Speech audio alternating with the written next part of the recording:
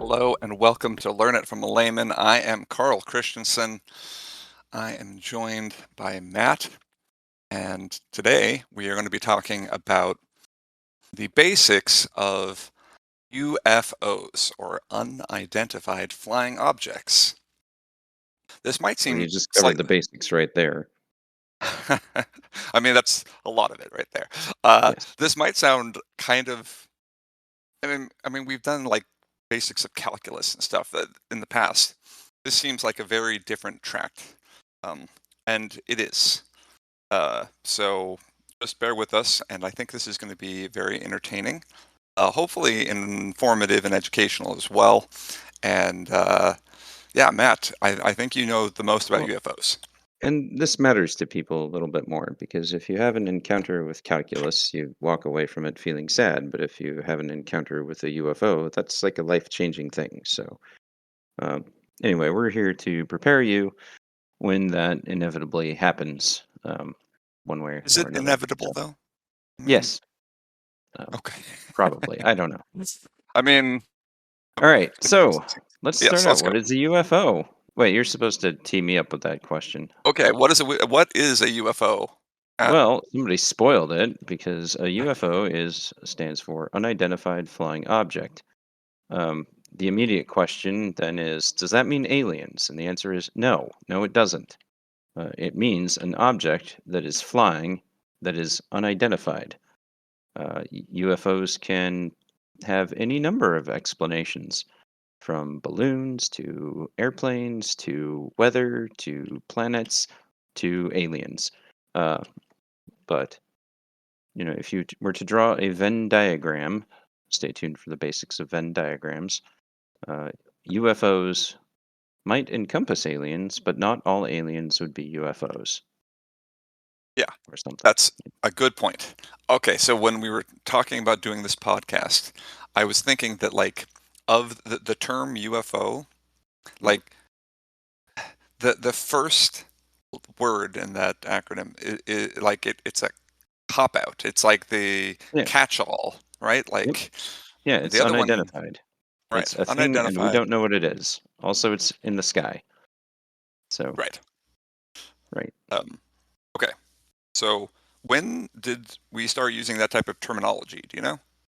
Well, the term was coined in the early 1950s by an Air Force captain, Edward Ruppelt, and I'm going to talk about him a lot. He was the Air Force officer that was actually put in charge of investigating and tracking reports of flying objects that were unidentified. And prior to the term UFO, people had been using all manner of things to describe stuff that was in the air that they didn't know what it was, and flying saucer was the big one. And flying saucer inherently has a term, kind of a connotation of alienness or unearthliness. And Ruppelt justifiably looked at this and said, "No, we need to be a little more, professionally accurate about this. Not closed-minded, not open-minded, but just accurate."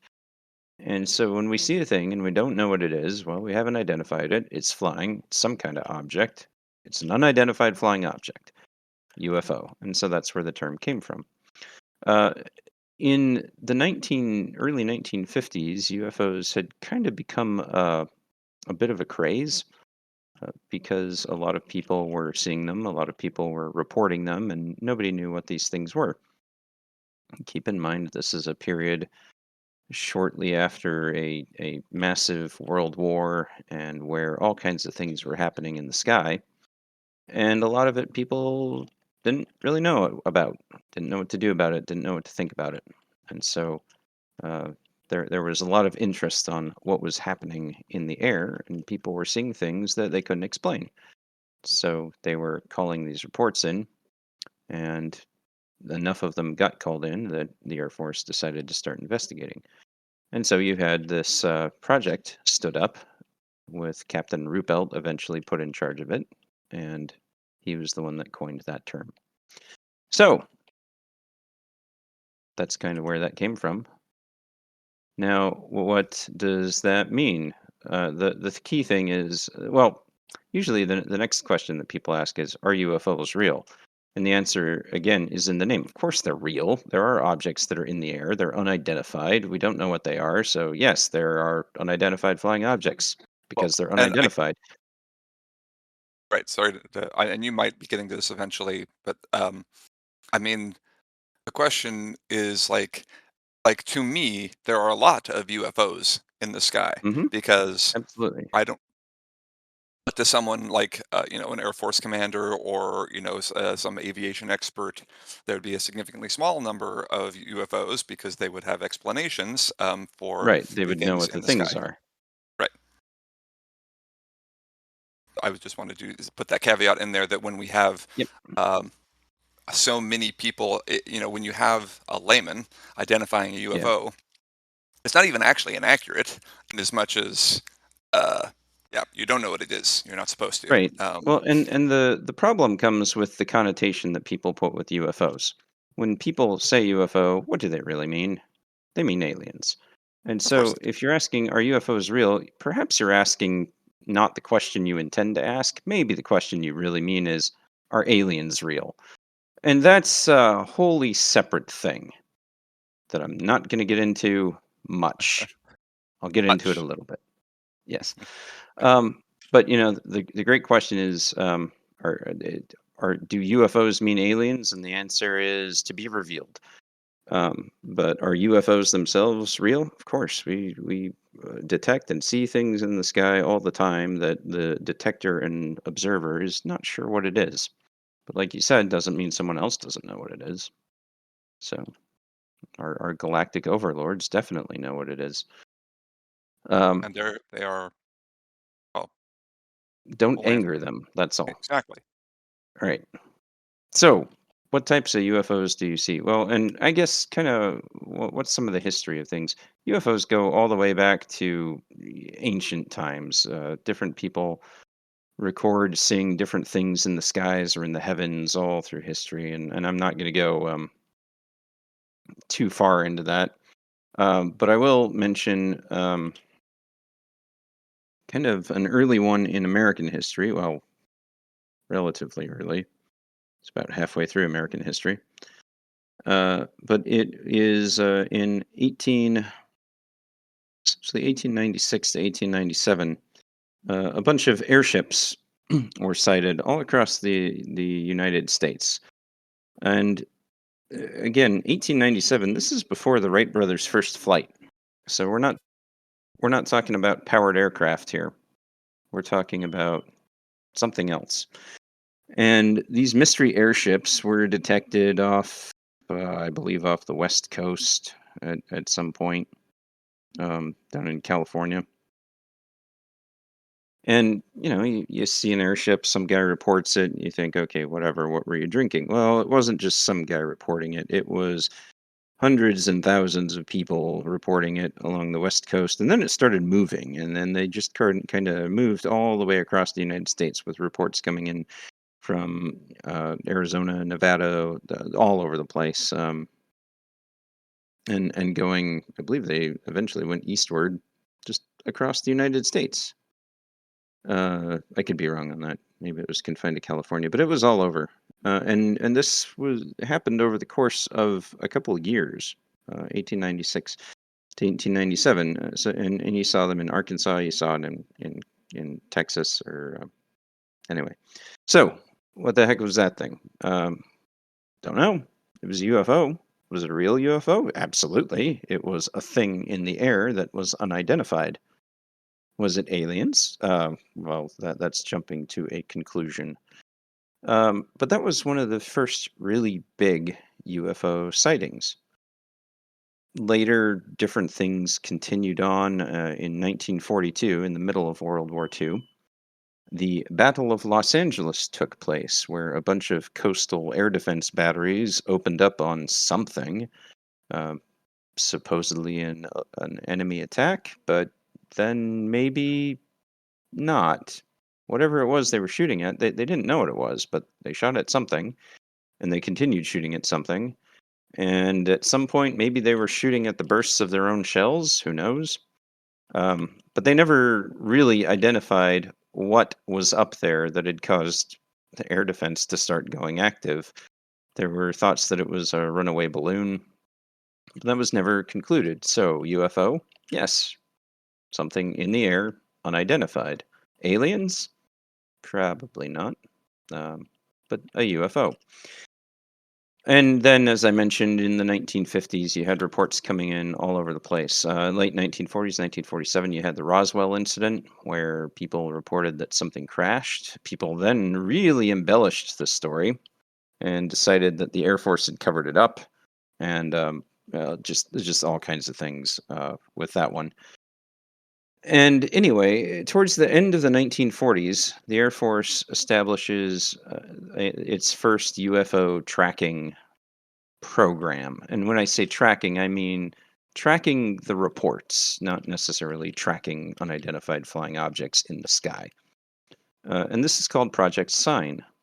And it is basically a central repository or hotline almost for UFO reporting in the United States. Project Sign evolves into Project Grudge, and then in the early 1950s, evolves again into Project Blue Book. And when it at that point, Captain Ruppelt is assigned as the leader for this program office in the Air Force. And he takes it seriously. He takes a scientific and methodical approach to trying to figure out what a given unidentified object is. And they categorize the reports that they get in a couple different ways. You have, at the very basic level, you have good reports and you have bad reports. A good report is where you have a reasonably reliable witness, someone who is not drunk. You have someone with a good reputation, You have detail. I saw this at this place. It looked like that. The time was here. You have any kind of corroborating evidence. This person also saw it. I snapped a picture with my primitive camera. All of these things. Those would be the good reports. The bad reports would be I saw a light while I was sitting on my porch after my third jug of moonshine. And they didn't really mess around with those types of reports. But the good reports all went in a Project Blue Book file.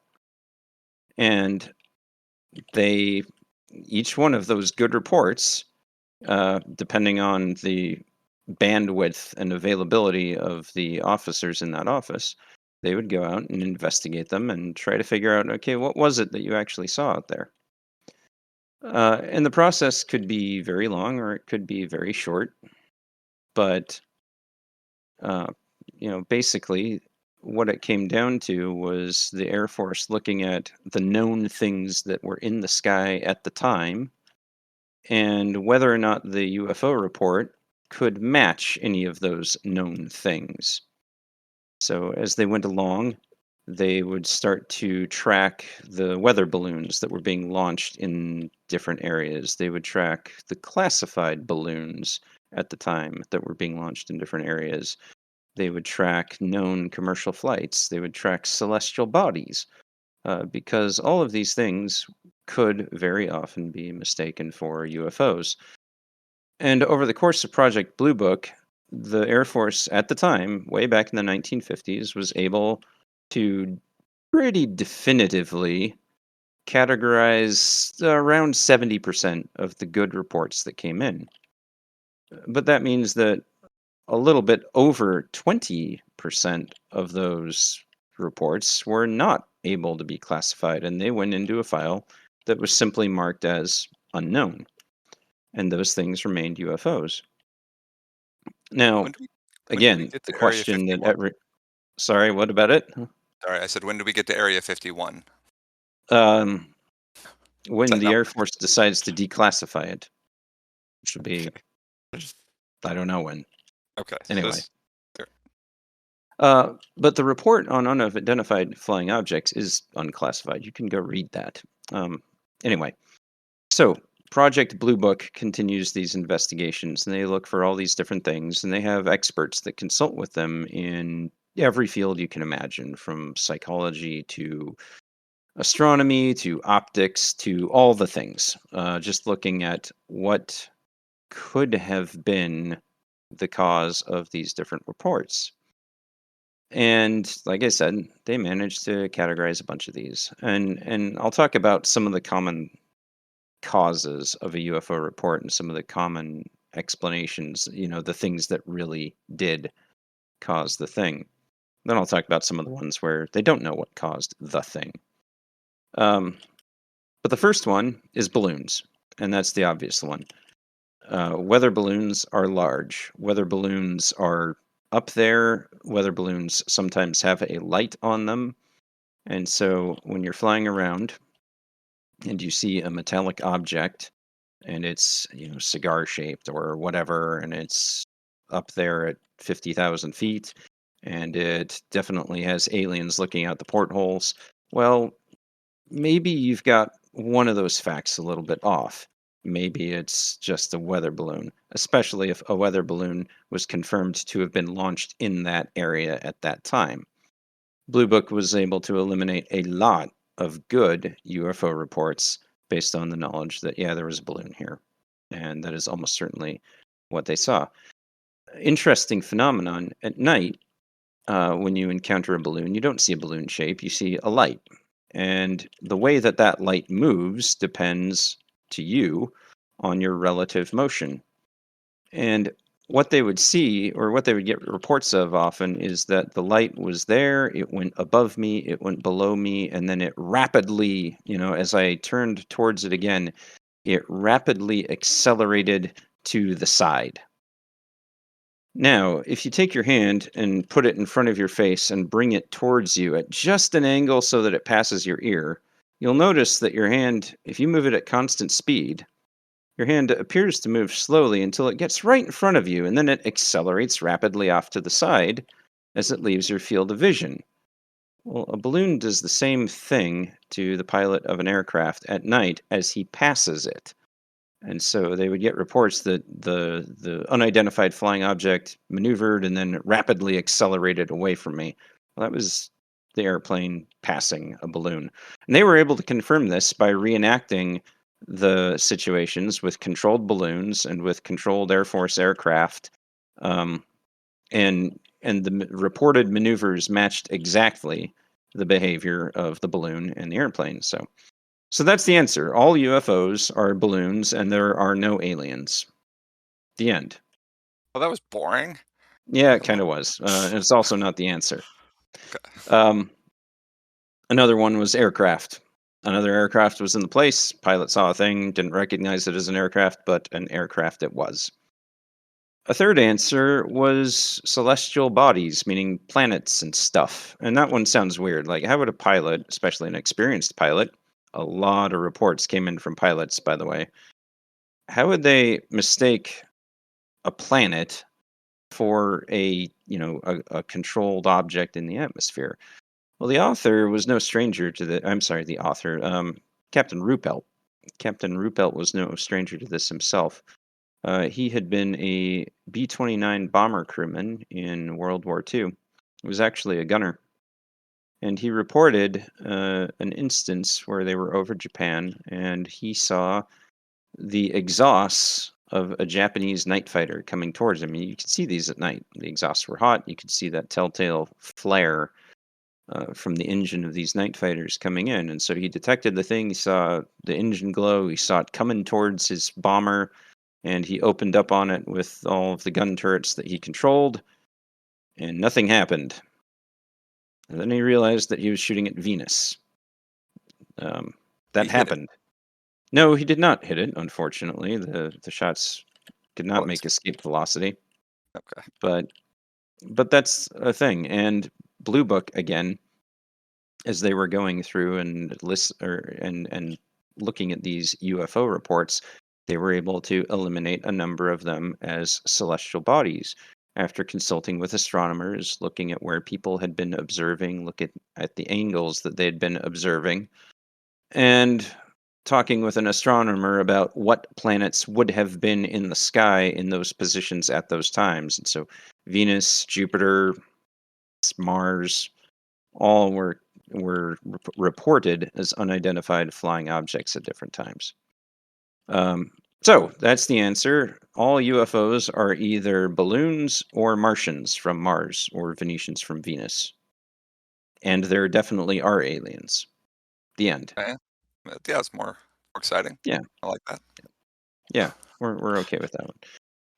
Okay, well, this was one of the this was one of the big questions that Blue Book was tasked to answer. Was we see these things up there, are they actually intelligently controlled?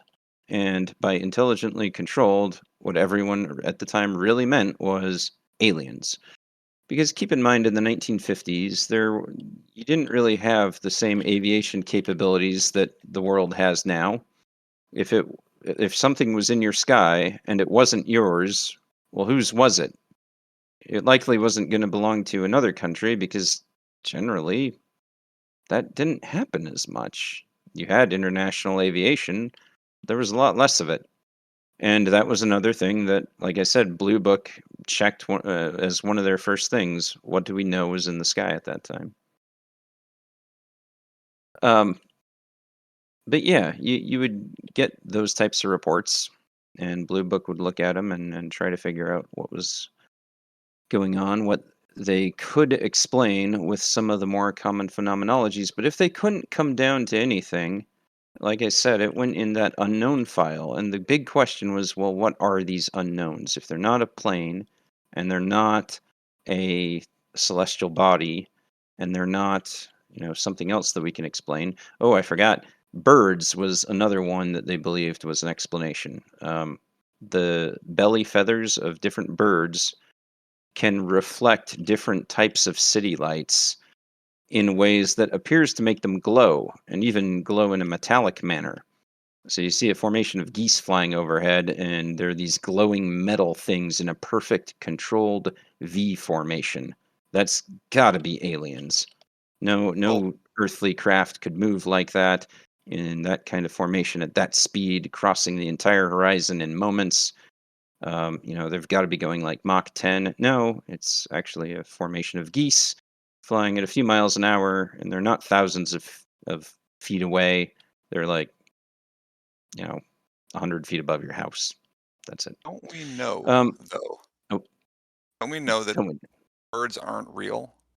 Well, if you check the basics of conspiracy theories, sure. Um, but the question is, if you know it's not one of those, or if you can't confirm that it is one of those things, then what are the other possible explanations?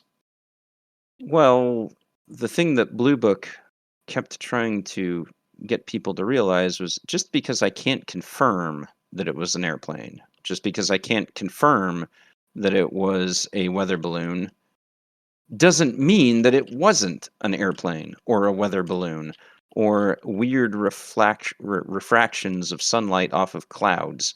All of these things could still be the explanation. They just couldn't confirm that that was the explanation. And so unknowns were truly unknowns. It didn't mean aliens. It didn't mean the person was drunk. It didn't mean the person was sober. It meant that they didn't have enough info or could not get enough evidence to determine what someone had been looking at when they made their report. I guess it's worth noting right here the Air Force recently conducted a re review of all of their reports of unidentified aerial phenomena and came back with the conclusion that there were no reports that had been made that could not be explained as either natural phenomena or some kind of secret airplane of some sort. Um, Now, whether or not you believe that report is up to how much you trust the government, but I will leave that there. When did this report come out? 2024, pretty recent. Okay, so what about that, the Navy sighting, the one that came was that a year or 2, maybe 3 ago now? Yeah, that was back in 2023. There was footage plastered all over the news of a grayish looking object as seen through the sensor of a U.S. Navy fighter plane. And this goes back to some of the good reports that Project Blue Book and Captain Ruppelt were getting all the way back in the 1950s. One of the best types of report that they looked at was one where multiple witnesses corroborated the sighting using different methods. For example, you had a guy on the ground visually seeing the thing at the same time that people manning a radar station saw the thing. That becomes a little bit harder to say, well, it's just a figment of your imagination. Um, Turns out it becomes easy to say that was a boat. Um, One of the major UFO sightings in the East Coast area almost certainly turned out to be a boat in the water with a tall mast that was lit, and that at the same time somebody was reporting a mysterious light over the bay, a radar station was picking up a thing at that same location. Primitive radar was primitive radar, but they could still see stuff. Upon further investigation, though, they determined that the radar returns were coming from exactly where that boat was. And so that's the answer. UFOs are either ducks, boats, balloons, secret airplanes, or Venetians, I guess. I don't know.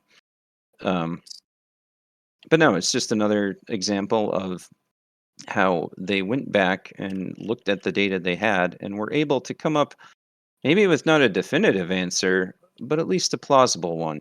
And so at that point, when you're asking, well, if you can't explain it as this, then it must be that, it kind of puts the lie in it. You can't jump to the conclusion that if you don't know what it is, therefore aliens. Um, if you don't know what it is, the answer is you don't know what it is. It could be any number of things. And that was what Project Blue Book kind of ultimately came down to. They, in about 1952 or 1953, I think, they convened a panel of leading scientists from across the United States, experts in every manner of physics, aerodynamics, astronomy, all the different things. Showed them all these reports, showed them film, showed them radar plots, showed them all these different things with the question of, can you tell us whether or not these unknowns that we still have here are intelligently controlled? And the answer was no, they couldn't. They did a lot of work and they were methodical and meticulous. But they couldn't come back and say, yeah, looking at this thing, we are certain that it is a craft that is not of earthly origin or anything like that. That just wasn't a thing that they could get to, because there was always some room for doubt in terms of, just because I can't confirm that that thing was a bird doesn't mean it wasn't a bird. And and that's what you see. And as you look at UFO sightings throughout history, the more you learn about the way that different natural phenomena interact with other natural phenomena, the more you learn about the ways that ducks glow, the ways that balloons float around, the ways that radar bounces off one thing and not another thing, the more that you start to understand that, yeah, okay, there's a plausible explanation for all of these things. I don't know what it is, but I know there's a plausible explanation for it most of the time. Dun, dun, dun. Yeah. Now, with Tune that, back into next episode. I'm just kidding. yeah. Now, with that, I'm going to make a pitch here. I rarely do this, but I'll make a sales pitch. Captain Ruppelt wrote a book after he left active duty service, and the book is entitled The Report on Unidentified Flying Objects. That's the title of the book, published Oh in boy. 1956, and it Ooh. catalogs all of his work with Project Blue Book. It goes into all of his methodologies, it goes into a whole bunch of his, the most compelling cases. And he'll present something, and he'll show you how nobody knew what this was and how completely implausible it was that this thing could be anything other than aliens. And then in the next paragraph, he'll explain, and then we learned that it was actually this. And they were meticulous and methodical. And if you want a fascinating read on on real investigation, I can't recommend the book highly enough. It's quite good, and yeah, Arguably. it's just a fun and engrossing read. Um, Arguably, So yeah, You say Commander Ruppelt? Is that his name? Captain Ruppelt, Edward Captain Ruppelt. Ruppelt missed Yep, out on and a the book was real opportunity to become a household name by just hamming the well, whole thing up. yeah, he was pretty well known at the time for his work, and he was the recognized guy. And intelligence officers from across the U.S. military would call him when they got the reports, and they were always getting the reports that something was happening. We don't know what it is. Call Ruppelt, and let's see if we can't get to the bottom of this. Right. Well, I still hold that So, if he had just claimed Martians, that he probably would have. Of course, then well, again, he would have and owned a a lot bunch of and lost all people the wanted him to. A lot of people actually pressured him to say, "Hey, it's aliens," and he wouldn't do it because he abode by their methodology, by the rigor that they put into their analysis. Um, and it's pretty commendable because yeah, he could have had fame and fortune by saying aliens, only to be disproven most of the time by his own work. right. Now that said, Captain Ruppelt in his book does list a number of incidents that they couldn't explain. And you look at them, and on the surface, there doesn't seem to be much of an explanation other than something was controlling that thing, and it wasn't U.S. in origin. And given where it was, if it wasn't American, we don't know who it could have been. And so you wonder. Um, but even with those very rare cases, you couldn't. Ruppelt and his team would never say, "We know it's aliens," because they didn't. All they knew was that they didn't know what it was. Um, I'll give you a preview of one of them, though. In 1952, in the northern United States, a radar station picked up a unidentified flying object, as they do. A couple of F-94 Starfire interceptors were dispatched to go investigate the thing. They went out there, they saw the thing right where the radar said it was, and they tried to close on it so that they could get a lock on it with their own radars. And keep in mind, these are very primitive air to air radars, and they don't have a ton of range. Um, but what happened was every time these fighters would get close enough to the UFO to the point where they could start to lock on with their own radar, the thing would move. It would move away from them, and it would move away from them at a speed that the jets couldn't keep up. And now the jets were not super fast jets. These were subsonic, less than Mach 1 interceptors. They were designed to go and get in the way of bombers, not designed to chase down UFOs. Um, but regardless, you have jet aircraft chasing a thing, and the thing would let them get almost close enough to the point where their 3-mile radars could lock on, and then it would move. And it would do this until the planes started to run low on fuel. And then the planes started to head back to base. And then the thing followed them back towards their base. That's weird. Another F 94 was scrambled, went up to look at the thing, piloted by a guy who was very skeptical. Said, "I'm going to go see me a UFO, a flying saucer, whatever." Didn't believe in this at all. He got within range. He saw the thing. The radar station still saw the thing. The pilot guided his aircraft into it, and it started to move away. He couldn't get a solution. Couldn't get really a visual confirmation of what it was, but he did get close enough to flip on his gun sight radar. And this is again a very short range radar, about 3 miles. But it saw something. The fighter radar picked up a thing right where that light was, right where the ground radar was. This was a object that was now being detected by radar from multiple angles at the same time people on the ground were watching it.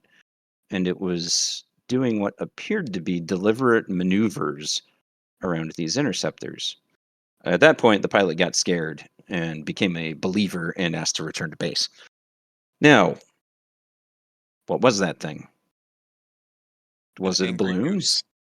It, I don't know.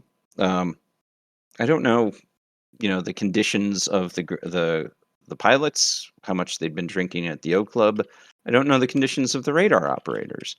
All that Ruppelt and his team had were the reports, and they went out, they interviewed people, they looked at stuff, they looked at the weather to see if the weather had been able to cause spurious radar emissions. And ultimately, this is the type of thing that they threw in the unknown file. And that's what it was. It was an unidentified flying object. But I'd stress that's all it was. It was an object that they could not identify. Doesn't mean aliens, it just means a thing that was unknown.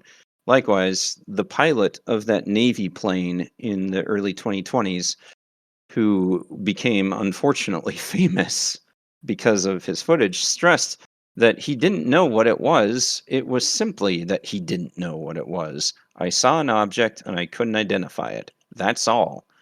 Um, in recent times, UFOs have been intercepted that turned it out to be balloons, not just weather balloons, but like party balloons. I saw a man-made object. It was metallic. It was maneuvering. It was floating around at high altitude. Um, it said "Happy Birthday, Karen" on it. That's the type of thing that you can get here. And so, again, UFO, yes, unidentified. Aliens, no, later identified as a party balloon. So, anyway, I highly recommend, if you can find a copy on Amazon, that book, The Report on Unidentified Flying Objects. It is a fantastic read, and it's very non-sensationalist. So it's good stuff. And that was published in the 50s, you said, right? Yes, it So is no quite old. modern summation, like nothing in the Well, the in the modern summation is the one that the Air Force, or rather the Department of Defense, released in 2024. And they basically said that there was nothing that had been observed that couldn't be explained either by natural phenomena or by secrety things. So, so in that case, they literally said nothing, right? So Captain yeah, they Ruppelt, said they didn't know. Captain Ruppelt said there were some cases that he wasn't aware, like he couldn't explain. But in Right. 2024, the Air Force said we know, like categorically, there's not no reports of anything that we can't explain. Well, it's a little bit, you have to take this the right way and you have to take it very literally. In 2024, they said there is nothing that could not be explained. Ah, Doesn't mean they had the explanation, but it could be explained. So, antics. take That's that fun. for what it's worth. Yeah. Now, um, yeah, we'll leave that at that. Okay. But that's kind of the basics of UFOs. If you see a thing up there and you don't know what it is, yeah, you can call your local weather station, your local police station, your local military installation. You can call any number of people. Chances are somebody has it on radar. Chances are even greater, somebody knows what it is these days. Um, but is it aliens? Well, according to Project Blue Book, there's only about a 20% chance that it's unknown enough to even qualify for that possibility. Also, no, it's not aliens. Yeah, I think so. The one thing I can add, and I have none of that information that Matt just did, and that research, but I will cite you all back to our Basics of Astronomy podcast from like 5 years ago, and just restate the fact that uh, so our solar system is pretty dang large, Yes. and the next nearest star takes more than a light year to travel to. By the speed of light, and and I mean that's nothing to say the breadth of our galaxy, and then of course the known universe is insanely, mind-blowingly large. So the idea that that there are intelligent species out there exploring the universe, it's certainly within the realm of the possible, but it seems incredibly unlikely. And it's not within the realm of our known possible. It would be one of those unknown things Yep. because the known unknowns wouldn't account, like the physics that we know and the biology that we know do not allow for transportation of, biological substances across light years, and in a way that would actually allow a an alien race to communicate with us, or be in our atmosphere in any way. So uh, to cast some doubt on the idea that there are aliens among us, just look at the vastness of the cosmos, and then go study some physics and wonder how did they get here. So And to that, I will immediately counter with just because we don't understand the technology that would be required to right, do that doesn't mean it doesn't exist. that is fair. The unknown unknowns is a real Yes. thing, right? Yep. Like But the the other idea. thing yeah. Well, and the other thing I'll add though is let me go back to one other incident that Ruppelt mentions in his book. Uh, and again, people were taking this very seriously and trying to come up with explanations for why these phenomena would happen, why they would be observed the way they were. Um, Late 40s, early 50s, there was the green meteor epidemic down in the southwestern United States, particularly around New Mexico. And green meteors, well, a meteor is a meteor. That's what it is. The problem with all of these sightings was the way that they moved and their color. And a number of people, educated people, professors of astronomy and other things, actually started to keep track of these things and talk to people that had seen them. And there was one guy in particular that carried around a color chart with different shades of green. And he asked people that saw the green meteors what shade of green they saw, and they all pointed to this bright, vibrant neon green. And he told them that he told Captain Ruppelt that he got meteor reports all the time, and he would see where the meteor was. He would see where the person was, where their look angles, where they were observing, and where the thing could have landed. And then he'd go out and look for it, and he'd find the meteor. And he would ask people what color they were, and often they would point to this pale green color. But the natural meteors he never found, none of them, the natural meteors that he did find, none of them ever corresponded to the bright, vivid green that they would get during the green meteor epidemic. The other part was the meteors didn't follow a meteor flight path. They flew level. They didn't come down. That's weird. And so, people started Um, looking at the green meteors and then hypothesizing, okay, what could this be? And the answer was aliens. It could be aliens. And they thought about this pretty seriously.